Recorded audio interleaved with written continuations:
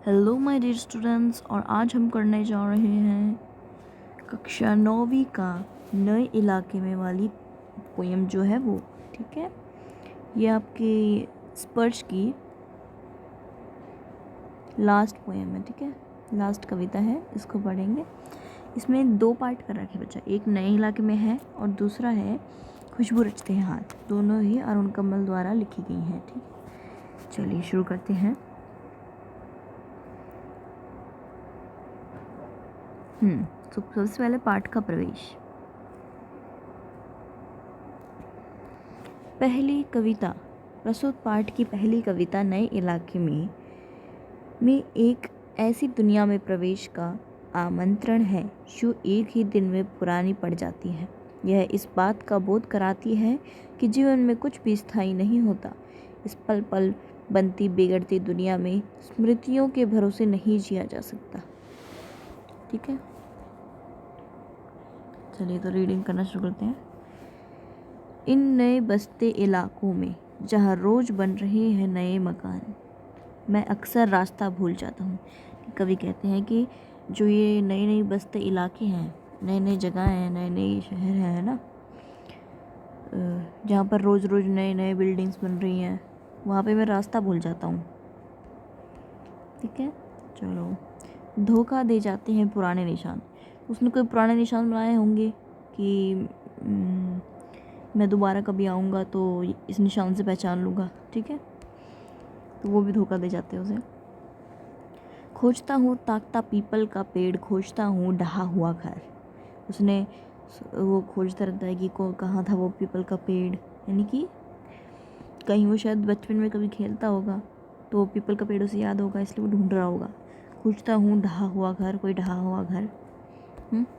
और ज़मीन का खाली टुकड़ा जहाँ से बाई मुड़ना था मुझे।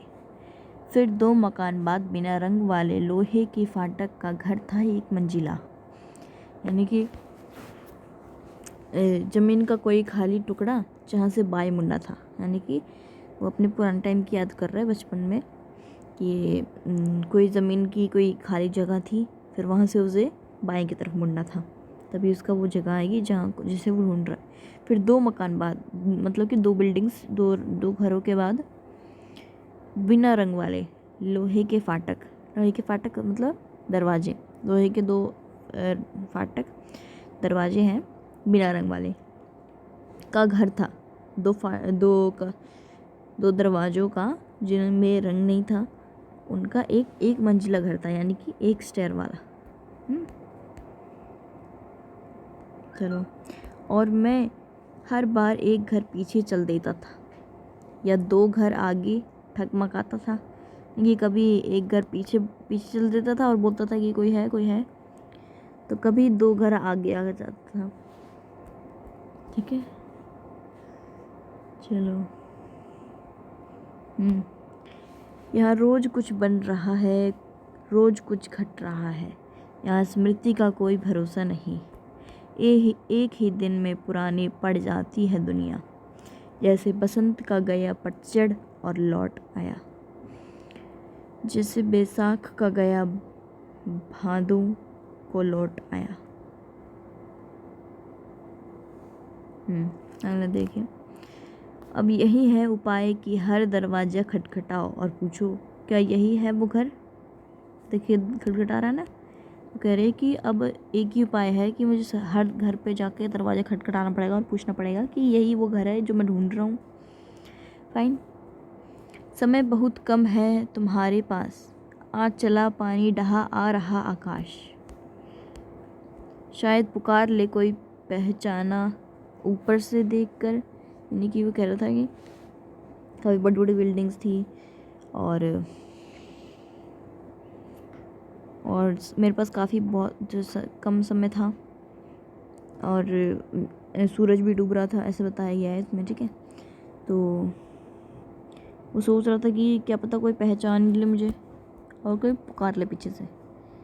तो ये कुछ गृह कार्य हैं, अगर आप करना चाहें तो कर सकते हैं। हिंदी महीने के नाम क्रम से लिखिए। हिंदी महीने के नाम क्रम से लिखना है आपको हिंदी में, और अपने इलाके में होने वाले बदलाव पर अनुच्छेद लिखिए। लिखना है तो लिख दीजिएगा, कोई बात नहीं। ये देखिए। अब ये पाठ प्रवेश, अब ये दूसरा पार्ट आ गया, खुशबू रचते हैं हाथ।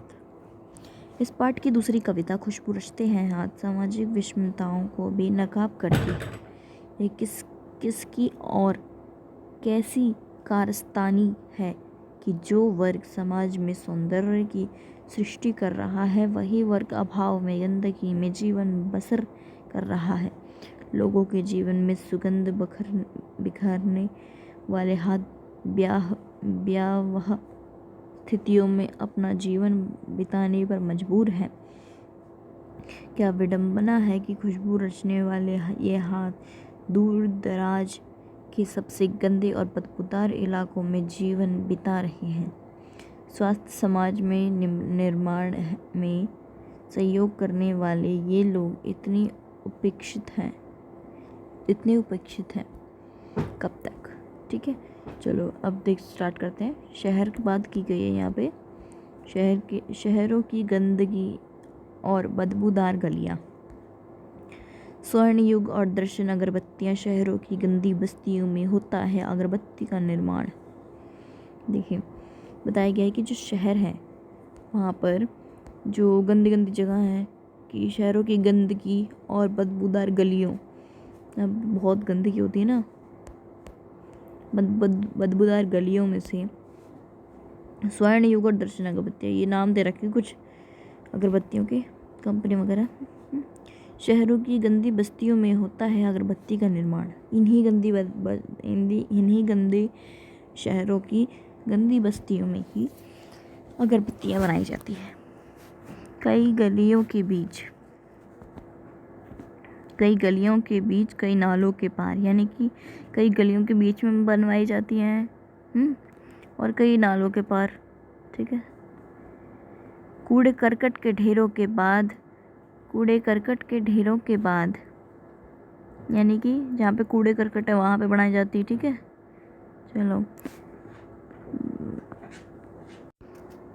तो बदबू से फटते जाते इस टोले के अंदर खुशबू रचते हैं हाथ। फाइन।